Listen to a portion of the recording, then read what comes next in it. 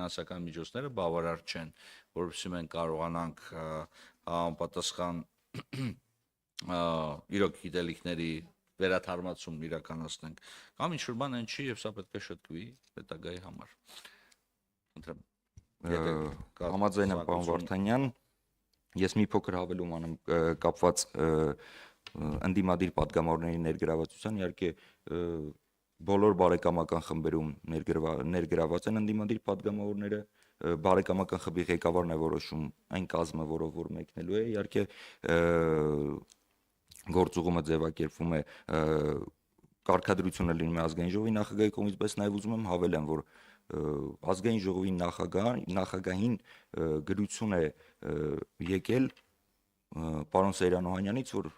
Հայաստան դաշինքը հրաժարվում է իր հետ մեկնել գործուղման, Հայաստան դաշինքի պատգամավորները հրաժարվում են իր հետ մեկնել գործուղման եւ մենք ամեն անգամ գիտեմ, որ նախագահի աշխատակազմից, ազգային ժողովի նախագահի աշխատակազմից կապնվում են այդ բարեկամական խմբում ներգրաված պատգամավորների հետ ընդդիմադիր տվյալ խորհրդանական վեաժողովում ներգրաված ընդդիմադիր պատգամավորների հետ եւ ամեն անգամ մենք ստանում ենք մերժումներ։ Ես շատ կարճ մեկնաբան եմ, ես շարունակելու եմ այդուհանդերձ բոլոր պատվիրակությունների հարցում դիմեմ մեր գործընկերներին եւ ներգրավեմ բոլոր խորհրդարանում ներկայացված բոլոր ուժերի ներկայացուցիչներին պատվիրակության կազմում, որովհետեւ նաեւ միջազգային հարթակում տեսնեմ, որ մենք բազմազանություն ունենք կարծիքների եւ բոլոր ներգրաված են։ Այլ հարցեր խնդրեմ պարոն Մինասյան։ Կարճ մի հատ արձագանք էլի, լավ կլիներ, եթե պարոն Առաքելյանը վկայակոչեց գրությունը, նաև պատճառն ասել ինչու, եթե չի ասում, ես կարող եմ ասել, այո, այդ գրությամբ մենք տեղեկացրել ենք, որ Ալեն Սիմոնյանի հետ կապված նրա մեր գնահատմամբ հակապետական եւ հակահայկական հայտարարությունները թույլ չեն տալիս, որպեսզի մեր ներկայացուցիչները լինեն իր գլխավորած այսպես պատվիրակությունների կազմում, բայց նաև ուզում եմ արձանագրել մի կարևոր բան, պարոն Առաքելյան, պարոն Վարդանյան, այն որ բարեկամական խմբերի ղեկավարները ինքնուրույն են որոշում, դա իրավունք չի վերապահում բարեկամական խմբերի առանձին ղեկավարների, խոսքը տվյալ դեպքում օրինակ պարոն Վարդանյանի մասին չէ, բայց շատ բարեկամական խմբերի ղեկավարներ իրենց նախընտրությամբ իրենք են որոշում, թե ընդդիմադիր պատգամավորներից ումը ներառեն։ Դա անթույլատրելի վարքագիծ է, մենք մեր գնահատմամբ մի քանի անգամ նաև գրություն ենք ուղարկել, որ տվյալ դեպքում փոխանցեք հրավերը թիվը, որպեսզի պահպանվի նաև համամասնությունը, խմբակցությունը ինքը կորոշի, կքննարկի պատգամավորների հետ եւ կծանուցի, կտեղեկացնի, որովհետեւ ի վերջո բարեկամական խմբերի այցը քաղաքականության վերաբերմունք է եւ թե երկրներում որտեղ գնում է եւ թե նաեւ են կազմով, որը որ գնում է, ցավոք սրտի չի պահպանվում դա, ուղղակի չի պահպանվում եւ սա եւս մեկ անգամ առիթն օգտագործելով ուզում եմ դիմել, որպեսզի հարգենք առնվազն գոնե այս սկզբունքը, ոչ թե բարեկամական խմբի ղեկավարը ինքը իր նախասիրությամբ, նախընտրությամբ որոշի թե ով ներգրավի, այլ կա խմբակցություն, ի վերջո խմբակցությունում ներգրավում են բարեկամական խմբերում ներգրավում են խմբակցության առաջարկության հիման վրա։ Սա է։ Այլ հարցեր։ Շնորհակալություն պարոն Առաքելյան։ Ձեզ եմ շնորհակալ։ Եվ Հայաստանության 2024 թվականի պետական բյուջեի կատարման մասին տարեկան հաշվետվությունը ներկայացնելու համար ամբողջ մոտ հրավիրում Սահմանադրական դատարանի աշխատակազմի ղեկավար պարոն Սամվել Առաքելյան։ Խնդրեմ պարոն Առաքելյան։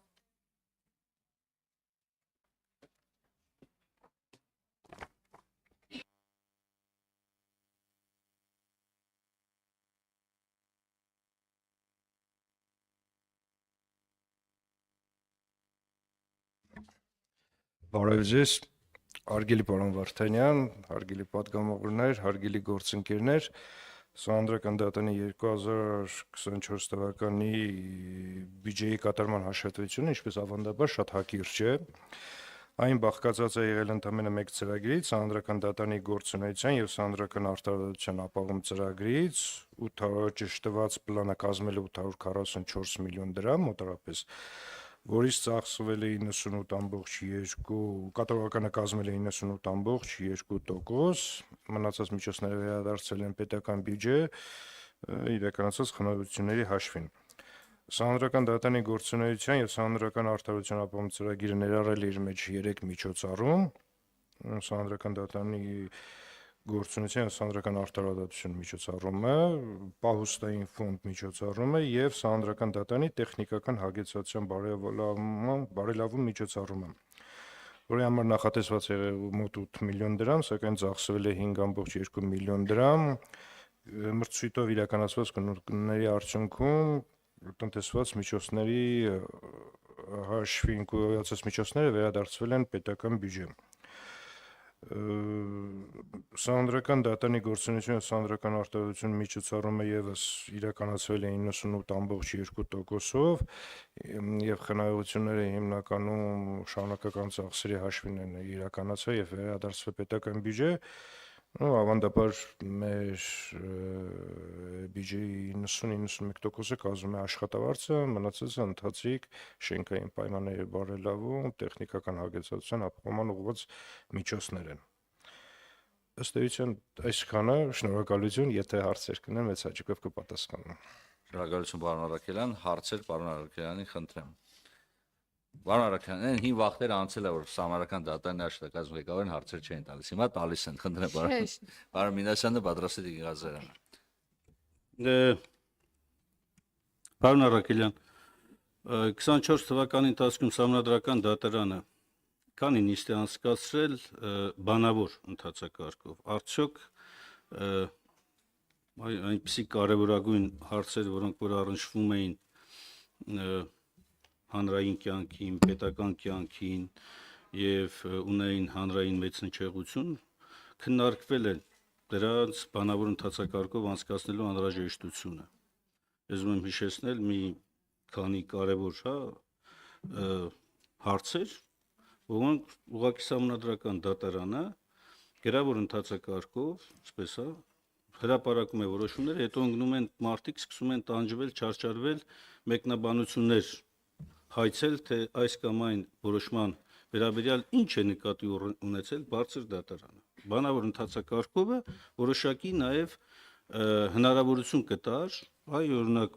նիստի անցկացման ժամանակ հարցերի, պատասխանների շրջանակներում նաև Սահմանադրական դատարանի տեսակետները ստանալ ըստ էության կամ առանձին դատավորների։ Եվ երկրորդ հարցը Սահմանադրական դատարանում տեղի ունեցել նաև փոփոխություն։ Խնդրեի, որպեսզի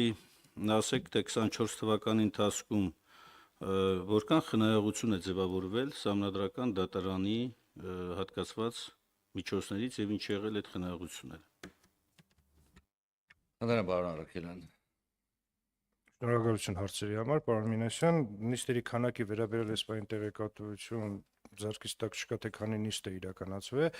Ճիշտ է, Սահմանադրական դատարանը հիմնականում իրականացնում է գրավոր ընթացակարգով։ Այստեղ մի փոքր կազմակերպչական մենք խնդիր ունենք, մենք դատական կարգադրիչների ինստիտուտ չունենք Սահմանադրական դատարանում։ Կարծում եմ դատական կարգադրիչների ինստիտուտը ներդնելուց հետո Սահմանադրական դատարանը ավելի հաճախ բանավոր նիստեր կիրականացնի։ Այստեղ ձեր կողմից որոշակի գնահատական դրվեց նաև դատավորների դատանի որոշումների մեկնաբանման, ավելի մաչելի դարձնելու տեսանկյունից ես ցանկանում եմ տեղեկացնել, եթե նույնիսկ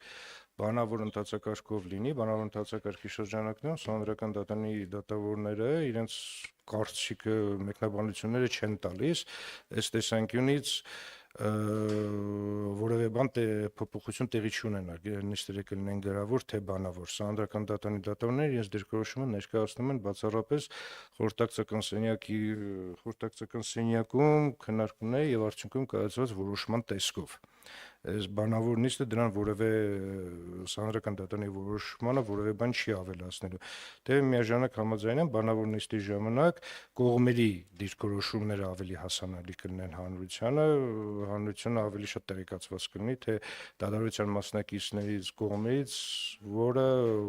քննարկող հարցի վերաբերյալ ինչ տեսակետ ունի։ Սա նիստերի մասով, երկրորդ հարցի մասով խնայողությունները ընդհանրապես մեզ ներկայացված բյուջետը տրամադրված միջոցների խնայողության մասին էր խոսքը 98.2%-ը ծախսվել է, մնացածը խնայողությունները ուղղակի վերադարձվել են պետական բյուջե։ Խնայողությունը իրականացվել են տեխնիկական հագեցվածության բարելավում ծրագրի միջոցով, երբ որ վարչական սարքավորումներ գրումների համար միջոցներ են տրամադրել, մրցույթներ են հայտարարվել, մրցույթների արդյունքում վարչական սարքավորումները ձեռք են բերվել ավելի էժան գնով, մնացած խնայված միջոցները վերադարձվել են պետական բյուջե, որոշակի խնայողություններ ունենք շարունակական ծախսերի մասով, ջուր, լույս, գազ, դրանց շնորհիվ շրջանակներում իրականացված խնայողություններն են, որոնք նույնպես վերադարձվել են պետական բյուջե։ Արձագանքում եք։ Այո, տեսեք, պարոն Առաքելյան, իրականում այս հարցին էլ ենք անդրադարձել։ Նախ սահմանադրական դատարանը գերազանցապես սահմանադրական արտարադատությունը սկսել է իրականացնել աշխատակարգային նիստերի եւ որոշումների միջոցով։ Ըստ էության քննում է հարցեր, որտեղ կողմերի տեսակետների ներկայացումը դատական ամբողջ մեխանիզմիություն դա է, որպեսզի հնարավորություն տրվի լիարժեքորեն ներկայացնել։ Աշխատակարգային նիստերում կողմերը ներկայացված չեն։ Հղում է կատարվում գրավոր ներկայացման ինստիտուտի վրա։ Բանավոր ընթացակարգի ամենամեծ առավելությունը նա է, որ ընթացքում նաև առաջանում են հարցեր, որոնք տրվում են, պարզաբանում են ստանում կամ նոր հարցադրումներ են առաջանում եւ ըստ էության հարցի քննությունը դառնում է ավելի խորքային, ավելի տրամաբանական։ Մինչդեռ փոխարինելով մի կողմից սահմանադրական դատարանի նիստերը աշխատակարգային նիստերով ըստ էության սահմանադրական դատարանի դերակատարությունը նսեմացվել է, փոքրացվել է, իմ գնահատականն է սա։ Երկրորդը հնարավորություն չի տրվել, որպեսզի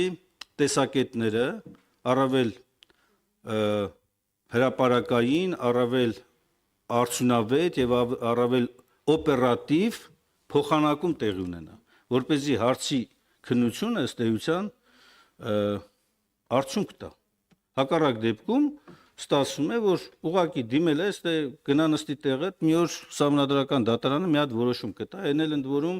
Աստված գիտի թե երբ։ Ասենք գործեր են եղել 2.5-3 տարի հետո նոր որոշում է տրվել։ Եվ հետո էլ այդ որոշումը սկսում են տարբեր կերպ մեկնաբանել ու չհասկանալ վերջերս որոշմամբ ինչ ասել սահմանադրական դատարանը։ Ու սկսում են մի հատ էլ առանձին վեճ ընդել։ Եվ ի վերջո կարևոր մի շեշտադրում, քանի որ մենք որակական կողմին էլ պետք է անդրադառնանք միջոցների հատկացման, ծախսերի եւ այլնի հետ կապված, դուք ունեք օրինակ արդյունքներ հասարակությունը սահմանադրական դատարանի գործունեությունից որքանով է գոհ ձեր հարցումները, ասենք պետական ինստիտուտների, սահմանադրական ինստիտուտների մեջ ինքը որտեղն է գրավում։ Եվ վերջինը, եթե պիտի հղում տանք մենք հատուկ կարծիքի ինստիտուտին, որ հատուկ կարծիքը ներկայացվում եւ այդ դեպքում քվեարկության անվանական արդյունքներն էլ հրապարակեք։ Այս կամ այն հարցի վերաբերյալ ոնց է քվեարկել։ Շնորհակալություն։ Խնդրեմ, պարոն Առաքելյան, լրացնեմ, որպես պարոն ասենք տեսեք, չափազանց կարևոր հարցի վերաբերյալ, որով սահմանադրական դատարանը անդրադարձավ անկախության հռչակագրին եւ նման վարկագիծ դրսևորեց, հա, խորին համոզմամբ չափազանց այս կարևոր հարցը, այո, բանավոր ընթացակարգով քննարկման անհրաժեշտություն ուներ։ Հանրությունը պետք է լսեր նաև հնչեցված հարցադրումների, դրա վերաբերյալ տրված մեկնաբանությունների, արձագանքների մասին։ Հիմա ստացվում են այս, որ վերցվել չափազանց սկզբունքային մի հարցի վերաբերյալ իմ կողմից ոչ դրական գնահատված որոշումը, ավելին բացասական գնահատված որոշումը հիմա հանրության մեջ տարածվում է ով ոնց ուզում մեկնաբանում է։ Խնդրեմ, պարոն Առաքելյան։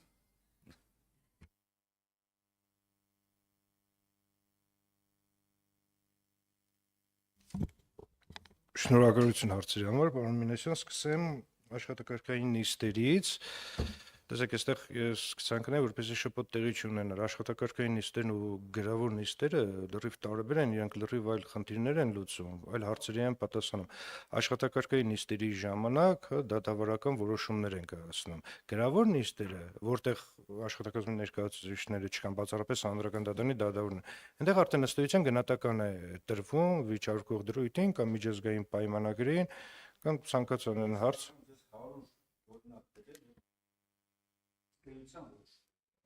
Ոչ թե դատավարական ընթացակարգի, այլ հենց բուն դատավարական որոշումներ։ Ես համոզված եմ, որ գետ մեկ օրինակ չեք կարող բերել, պարոն Մինասյան, որովհետև չկա այդպիսի իրականում գոյություն ունեցող օրինակներ։ Մի հատ հստակեցնենք, էլի, մի հատ հստակեցնենք իրավիճակը։ Եթե խոսքը վերաբերում է գրավոր ընթացակարգով անցկացող նիստի մասին, եթե դա է աշխատակարգը, դա աշխատակարգային նիստ չի, դա Սահմանադրական դատարանի գրավոր ընթացակարգով քննվող գործի շրջանակներում անցկացված նիստ է։ Ոչ, պարոն Վարդանյան, խոսքը գնում է աշխատակարգային նիստի մասին, որտեղ որոշվում է այս կամ այն գործի վարույթը ընդունելու, ներողություն ավարտեմ, ընդունելու, մերժելու, վերադարձնելու, փոփոխություն իրականացնելու, ընդ որում ժամկետները ով ոնց ուզում մեկնաբանում է, եւ այստեղ ըստ էության վեճի առարկան վերլուծվում է, ըստ էության կայացվում է վեճի առարկայի վերաբերյալ որոշումներ։ Իմ ասածը սա է, եւ սա աշխատակարգային նիստի ձևակերպման ներքո է կատարվում, աշխատակարգային որոշման ներքո է կատարվում։ Ասածը սա է։ Վարույթ ընդունելը կարծես թե տենց է։ Խնդրեմ, պարոն։ Շնորհակալություն, պարոն Մինասյան։ Դատավարական ասելով ես նկատում եմ ամբողջությամբ գործը վարույթ ընդունելը, մերժելը, կարճելը, բոլոր այդ հարցերի շրջանակներում իհարկե հանրական դատարանը կարող է իրավական դիրքորոշումներ արտահայտել, բայց որոնք կվերաբերվեն ընդունելու ենթակա ոչ ենթակա լինելուն, կարճելուն, կասեցնելուն, վերսկսելուն, բայց ոչ երբեք վիճարկող դրույթը կամ միջազգային պայմանագրի որևէ դրույթը սահմանությանը համապատասխանող կամ հակասող լինելու վերաբերյալ որևէ գնահատական։ Նման գնահատականներ աշխատակարգային որոշումներով չեն տրվում։ Սա կարող են ըստ էության որոշումներ օգտագործել դրանց վրա հղումներ անել, որպեսզի աշխատակարգային նիստի ժամանակ լուծման ենթակա հարցին պատասխան տրվի, բայց ոչ երբեք չի գնահատում, չի կարող օրինակ քաղաքացիական օրենսգրքի որևէ դրույթ վիճարկի եւ աշխատակարգային որոշմամբ ասի, որ այն համապատասխանում է սահմանադրությանը։ Աշխատակարգային որոշմամբ կարող է ասվել, ընդունում ենք քննության, մերժում ենք, կարճում ենք, կասեցնում ենք գործի վարույթը, վերսկսում ենք, իսկ գնահատականները համապատասխանում է սահմանությանը, թե չի համապատասխանում, կամ եթե համապատասխանում է, ինչ դիրքորոշումներ շրջանակներում է համապատասխանում։ Այդ ամբողջությամբ տեղի ունենում խորհրդակցական սենյակում գրավոր կամ բանավոր դատավարությունից հետո։ Հիմնականում գրավոր դատավարություններ են իրականացում։ Սա աշխատակարգային նիստերի եւ գրավոր նիստերի տարբերության մասին։ Դուք նշեցիք, որ հանրական դատարանը հաճախ հասկանալի չէ, թե ինչ ժամկետում որոշումներ կկայացնի, բացառություններ են այն դեպքեր։ Հիմա եթե նայենք հանրական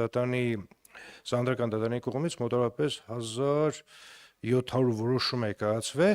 որոնցից հնարավոր է 4-ի կամ 5-ի շրջանակներում է, որ հանրական դատարանը այդ որոշումը չի կայացրել օրենքով նախատեսված